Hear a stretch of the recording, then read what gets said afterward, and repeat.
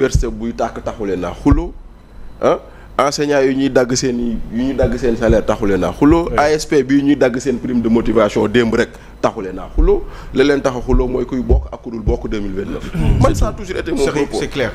C'est-à-dire que aujourd'hui dara du fi woon xew tant que le rabat d'arrêt n'était pas sorti. Avant le rabat d'arrêt tout allait bien. Même quand le président Ousmane Sonko, président de Pastef, empiétait sur les prérogatives du président de la République, Diomaye nangu woon na ko. neexoon na ko. fii nga gis fii nii Diomaye toog dans une salle. non loolu ba toog ba pare Sonko ñëw egsi. bëgguma di couper nit mais man sincèrement je ne pense pas que il y ait eu un seul moment bu nga xam président de la République dafa bàyyi ay pouvoir am. keneen di ko empiéter. La gestion du gouvernement nag dafa laaj. léegi doo ko bàyyi ma continuer moom mu wax la fan la ko teg. mais tu prends après moom mi ngi lay wax fi mu ko teg. mi ngi ciy ñëw et c'est important et lu factuel la je pense. Allez-y Bachir. Bon, je peux continuer. Allez-y. Voilà. Excusez-moi. xam nga. waaw gis nañ fi ay événements yu bëri ay actes yu bëri. voilà yoo xam ne. dans le cadre purement républicain protocolaire warul am. te am na. lu may wax foofu laa ko teg. oui c'est tout. Décidé par le président. non waxuma la décider. dama ne nangu na ko. gis na lu dul yoon la preuve défilé 4 avril bii passé à Thiès. Wow. Quand le premier ministre a voulu marcher au même niveau que le président de la République. Qu'est-ce qui s'est passé? Le protocole d'État lui a dit dellu ginnaaw.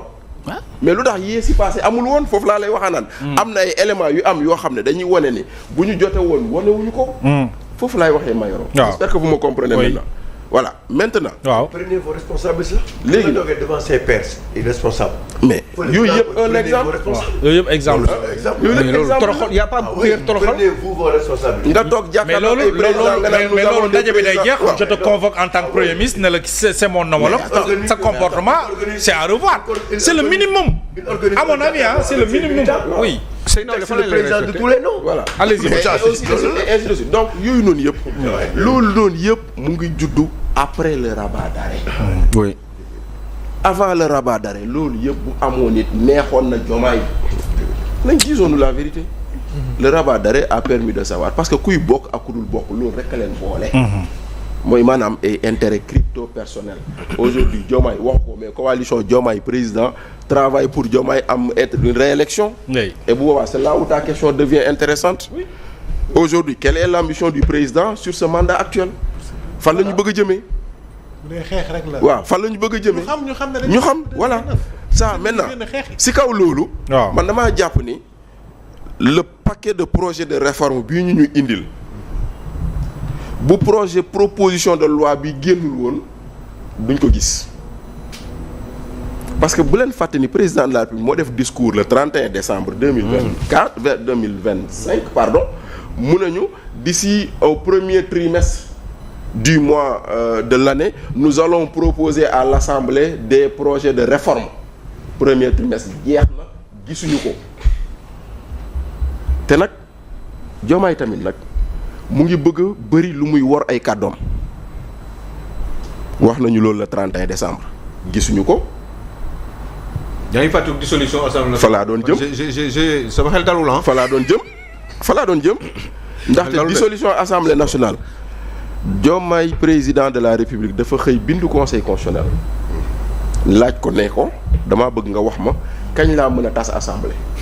conseil constitutionnel tontu ko mois de juillet mu jël ko nëbbu ko sénégalais yi déggoo ci ak Ousmane Sonko il a fallu que ñu tas assemblée nationale pour que décision conseil constitutionnel boo nga xam ne juillet la woon sénégalais yi gis ko alors que article 25 bi créé loi sur le conseil constitutionnel dané les décisions du conseil constitutionnel sont publiées au journal officiel muy beneen Diomaye moo fay convoqué assemblée nationale pour déclaration de politique générale la veille mu tas assemblée moom tam mu ngi bëgg a bëri lu muy war kàddo wax waxeet mu ngi bëgg a bëri ci moom. parce que si moom lañ déggee sëñ Ngun. waaw sëñ Ngun waxul dara. waaw. kon nag loolu. daf may naqari nag. barke Sëñ Tuubaa parce que c'est quand même un président de la République quoi. léegi nag maintenant aujourd'hui. Massa Aliou. léegi nag aujourd'hui une réponse politicienne a été donnée à un acte politicien. mooy maanaam proposition de loi génn na. ñu génneel ñu ay projet de réforme. ok. avant projet. maintenant ci biir avant projet yooyu. Moustapha tu as raison il y a beaucoup de choses à dire qu'on peut saluer comme aussi sur lesquels on peut s'arrêter. waaw benn. waaw nee nañu conseil supérieur de la magistrature du amati. conseil supérieur de la justice mooy am. mais président mooy nekk ba tey président de te moo newoon dañ ciy génn jàppal boobu. ça veut dire que conseil supérieur de la justice bi j'espère que dina am ñeneen membre de la société oui, ils vont loolu sax xel mun na ko nangu. man même ça je suis pas d'accord moi mais bon grave mais le point fondamental ce n'est pas que d'autres viennent c'est que Diomaye mii newoon conseil supérieur de la magistrature si seen programme ñoom président waratu cee bokk ils l'ont maintenu. kon moom nii oui nii non bu mu waxoon boobu il est dans ça. Sacrant. Voilà donc ça il faut qu'on le dise. Très bien. beneen boo xam ne bii nii c'est une réforme jël nañ propose règlement intérieur assemblée Fadel dégg baax lu ma lay wax ñu dugal si nii député bi mën na convoquer magistrat. mais vous rendez bu jëlee décision magistrat yi yuuxu mu dem conseil constitutionnel ne c'est contraire à la constitution dugalaat nañ ko ci avant projet constitution léegi ci constitution bi la nekkatu ci règlement intérieur bi. dégg nga baax li ma la seen article 59 avant projet bi. dañu ne l'Assemblée nationale peut constituer des commissions d'enquête et des commissions d'information et entendre toute personne dont l'audition est jugée utile toute personne daa bàyyiwul kenn. donc dëgg c'est vraiment impersonnel. toute personne bàyyiwul kenn. lii article 59 avant projet bi la. attention. peut-être que dañu xamul dara moo tax ñu def ko. non c'est parce que dañ ko dugaloon fee yàllul ñu bëgg ko rocci foofu noonu jaarale ko feneen parce que si constitution bi boobaa doo si wax dara. donc loolu mooy beneen boo xam ne bii mën nañ ko wax ci loolu noonu kon nag magistrat yi xëyoon yuuxuwaat leen. ah mu leer de toute personne bàyyiwul kenn donc loolu tu peux le dire beneen boo xam ne tu peux le dire également la notion de haute trahison n'a pas été définie et c'était l'occasion de la définir. Ouais, c'est pas mal. Depuis qu'on parle on dit que oui Macky Sall d'être caché haute trahison Macky Sall moo rey mais qu'est-ce qui nous empêche aujourd'hui de définir la notion de haute trahison.